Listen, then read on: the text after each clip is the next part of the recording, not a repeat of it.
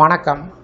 இந்த வீடியோவில் சற்று முன் மாத ஓய்வூதியம் வாங்குவோருக்கு 7/5/2026 புதிய அறிவிப்பு சார்ந்து தகவல்கள் வந்துள்ளது.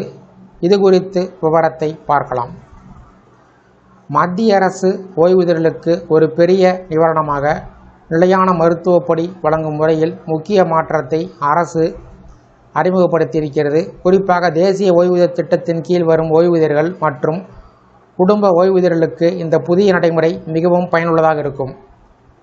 ஏப்ரல் 16ஆம் தேதியன்று நிதியமைச்சகம் வெளியிட்ட அலுவலக குறிப்பாணையின்படி இனி தகுதியுள்ள ஓய்வூதியர்கள் மருத்துவ செலவுக்கான ரசீதை சமர்ப்பிக்க வேண்டிய அவசியமில்லை. அதற்கு பதிலாக அவர்களுக்கு வழங்கப்படும் FMA தொகை நேரடியாக அவர்களுடைய வங்கிக் கணக்கில் வரவு வைக்கப்படும். இதன் மூலம் நீண்ட காலமாக இருந்து வந்த சிக்கல் கோரிக்கை செயல்முறை எளிமைப்படுத்தப்பட்டிருக்கிறது. முன்பாக ஓய்வூதியர்கள் மருத்துவ செலவை நிரூபிக்க பல்வேறு ஆவணங்களை சமர்ப்பிக்க வேண்டியிருந்தது. இப்போது அந்த சுமை முழுவதும் நீக்கப்பட்டுள்ளது. இந்த புதிய நடைமுறையின் கீழ் ஓய்வூதியம் வழங்கும் வங்கிகள் தங்களுடைய மத்திய ஓய்வூதிய செயலாக்க மையங்கள் CPPCS மூலம் FMA தொகையினை வழங்கும். மத்திய ஓய்வூதிய கணக்கு அலுவலகம் CPAO முதலில் ஓய்வூதியருடைய தகுதியினை சரிபார்த்து அதற்கான சிறப்பு முத்திரை அதிகாரத்தை வங்கிகளுக்கு வழங்கும். அதற்கு பின்பு CPPC அந்த அதிகாரத்தின் அடிப்படையில் அரசால் நிர்ணயிக்கப்பட்ட விகிதத்தில் காலாண்டு அடிப்படையில் FMA தொகையினை பயனாளிகள் கணக்கில் நேரடியாக வரவு வைக்கும்.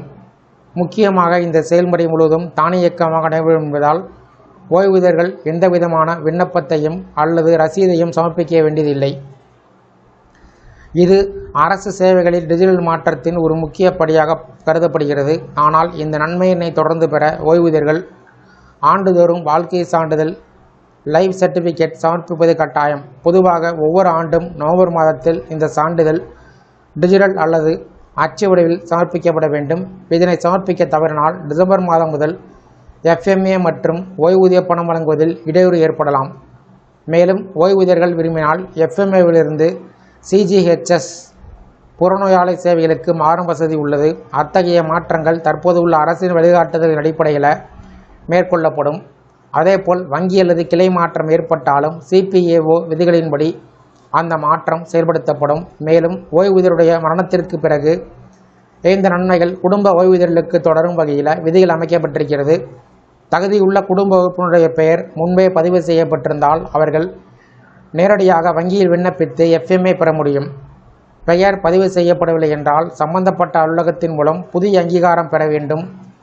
இவ்வாறு அரசு ஓய்வூதியர்களுக்கு அவர்களின் குடும்பத்தினருக்கு சிக்கலற்ற வெளிப்படையிலான மற்றும் விரைவான நிதி உதவினை உறுதி செய்யும் வகையில் இந்த மாற்றங்களை கொண்டு வந்திருக்கிறது. இறுதியாக வங்கிகள் முதலில் ஓய்வூதியர்களுக்கு FMA தொகையினை வழங்கி பின்னர் அந்த தொகையினை அரசிடமிருந்து திரும்ப பெறும்.